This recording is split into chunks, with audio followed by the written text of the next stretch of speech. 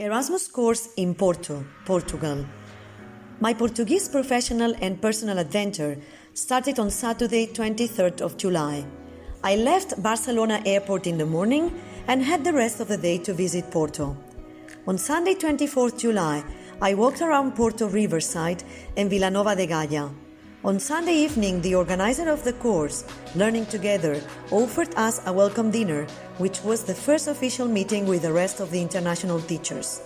On Monday, 25th July, we met our trainer, Alessandra Mendes. She's an expert on NLP and an executive and life coach. That day, we dealt with the concept of coaching to help people to go in the direction they want to go, to build awareness and to empower choice and lead to change. We also talked about different types of coaching and coaching education. Every morning, all the participants of the course and our trainer had delicious breakfast together. After the lessons, Learning Together took us for a walking tour with the rest of the international teachers. On Tuesday, 26 July, we talked about how we can apply coaching in school situations with the students, families, teachers and staff, and about the coaching framework, introduction, development and final conclusion. After the lessons, we took the Porto hop-on and hop-off bus, visited the Calem wine cellar and enjoyed the beautiful sunset in Jardim do Morro. On Wednesday, 27 July, we analyzed coaching techniques. We realized how much body and mind influence each other and practiced power position. That afternoon, we took the hop-on and hop-off bus again, this time to Matosinhos Beach.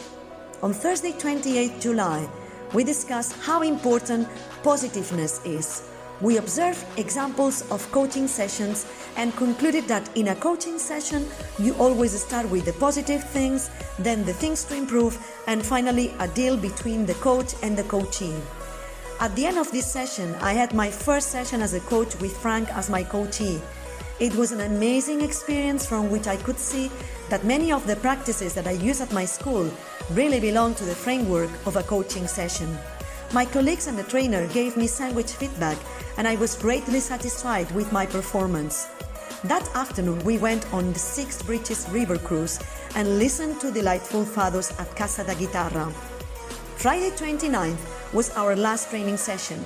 We described the profile of a school coach with empathy, positive mindset, patience, motivation, among other characteristics. We were advised to keep on reading on this inspiring topic, and finally we were given the course certificates. Porto is an amazing city, the food is delicious and the people are extremely friendly. Thank you, Porto, for your hospitality.